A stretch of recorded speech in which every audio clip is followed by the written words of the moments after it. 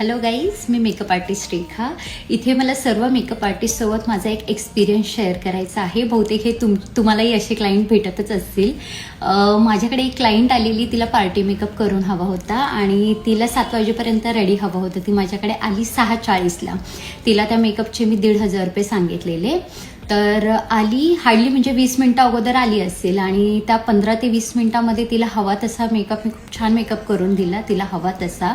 आणि तिला पण खूप मेकअप आवडला. पण पैसे द्यायच्या वेळेस ती काय म्हणते माहिती आहे का, मॅडम 500 रुपये कमी करा ना.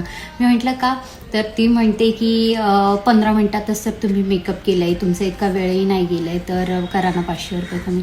म्हटलं मॅडम, तुम्हाला 15 मिनटामध्ये तुम्हाला हवा तसा मेकअप मी करून दिला आहे, ही माझी चूक झाली का म्हटलं 500 रुपये कमी करायला. तर मग मी लावायला पाहिजे होते, 1 तास तरी लावायला पाहिजे होता म्हटलं तुमच्या मेकअपला, मग बरोबर सर्व पैसे दिले असतील तुम्ही मला.